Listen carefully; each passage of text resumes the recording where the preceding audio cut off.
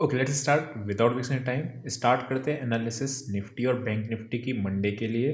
देखते हैं data points क्या बने हुए हैं, मार्केट इतना गिर रहा है, क्या रुकेगा नहीं रुकेगा। लास्ट के आधा घंटा में एक रैली छोटी सी देखने को मिली थी, क्या वो सस्टेन रहेगी नहीं रहेगी, और कहाँ पे ऑप्शंस का डेटा बैठा हुआ है, वो सारे प्राइसेस को देखेंगे और लेवल्स मार्क करेंगे और प्लान ऑफ एक्शन देखेंगे अपना होने क्या वाला है। तो स्टार्ट करते हैं बैंक निफ्टी से। और देखने को क्या मिल रहा है, मार्केट ने कल एक पॉज लिया, उसके बाद लो तोड़ा एंड नीचे आपका गिरता हुआ चला गया। अगर आप ध्यान से देखोगे तो मार्केट ने यहाँ पे ये जो नीचे की रेंज थी इसको भी इसने टेस्ट कर लिया। ये वाले जो आपकी लोअर रेंज आ रही थी इसको भी 51,000 को भी टेस्ट कर लिया और नीचे काफ़ी वहाँ से भी काफ़ी ज़्यादा नीचे गिरी।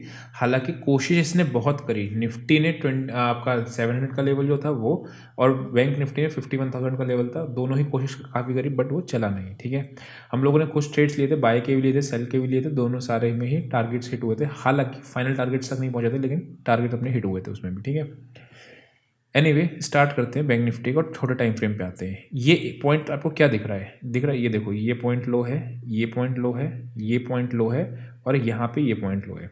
एक चीज़ ध्यान समझना, प्रॉब्लम क्या आ रही है, आप लोगों को लग रहा होगा कि प्रॉब्लम आ रही है कि यूएस मार्केट गिर रहा है, उनका रेट कट है या ये सब चीज़ें, प्रॉब्लम ये है ही नहीं।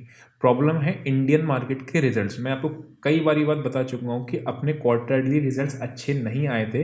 जो रैली आई थी वो रैली भले ही इन सब की वजह से आई हो कि आपका यूएस मार्केट या ग्लोबल मार्केट बहुत तेज़ है, अदरवाइज इस तरीके के वैल्यूएशन पे इतना महंगा आपका प्राइस निफ्टी या बैंक निफ्टी का ट्रेड नहीं करना चाहिए था। ये दिख रहा है, इसलिए मार्केट आप देख रहे हो हमारी ज़्यादा गिर रही है, उनकी भी गिर रही है, ऐसा नहीं उनकी नहीं गिर रही, लेकिन हमारी ज़्यादा गिर रही है ना।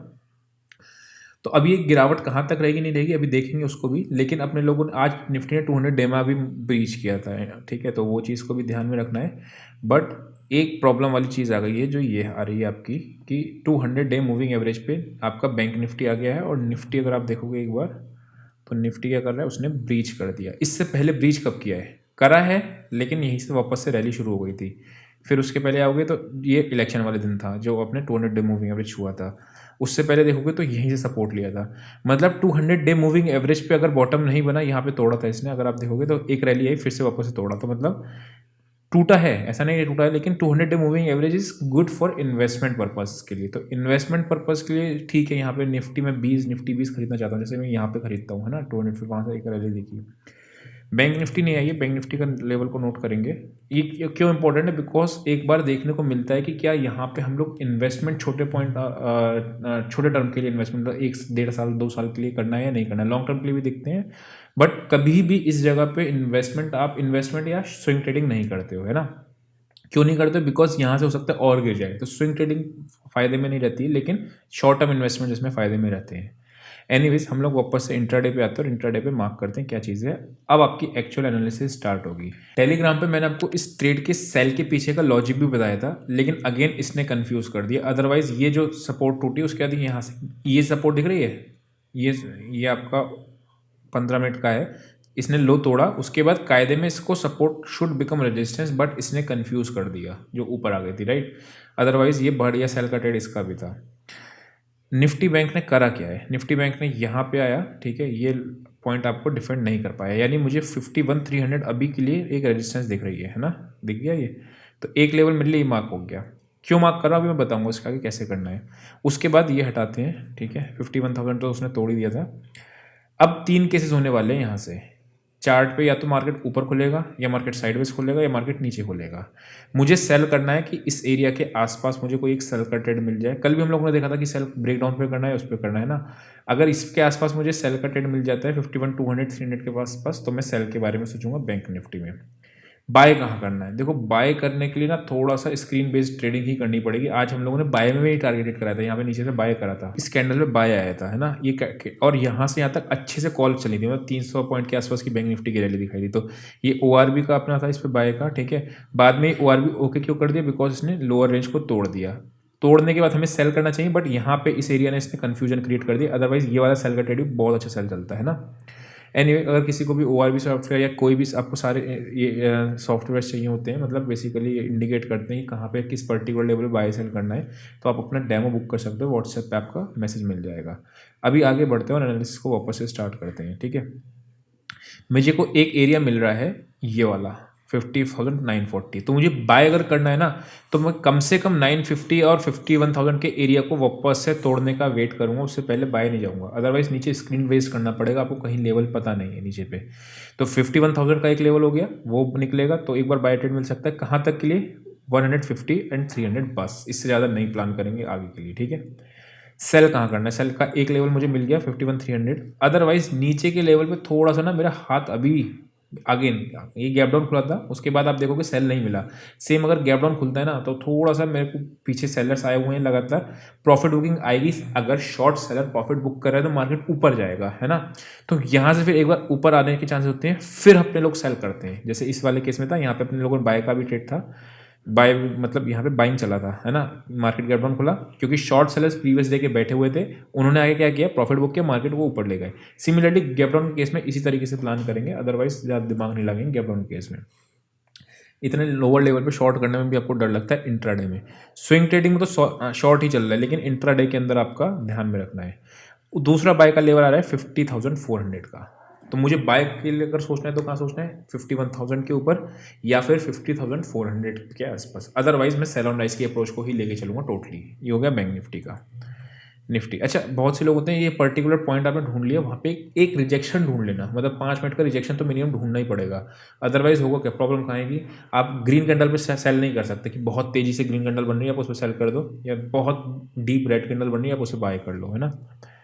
एनीवे वापस आते हैं, अब निफ्टी पे स्टार्ट करते हैं।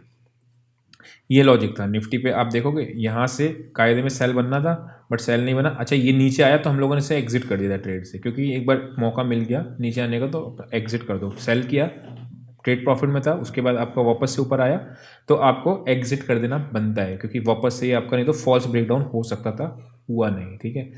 This is important. अगर आपका लेट से आपने ट्रेड चल गया और ट्रेड आपके फेवर में नहीं चल रहा है और गलती से आपके ट्रेड वापस आगे कॉस्ट पे, तो निकाल दो ना कॉस्ट पे, दोबारा दूसरी ट्रेड देख लेंगे, है ना। तो वो रिस्क मैनेजमेंट का पार्ट होता है। एनीवे यहाँ पे अगर आप देखोगे तो ब्रेकडाउन कहाँ से आया? ये एरिया एक ऐसा मुझे मिल रहा है जहाँ से ये ब्रेकडाउन दिया है ना।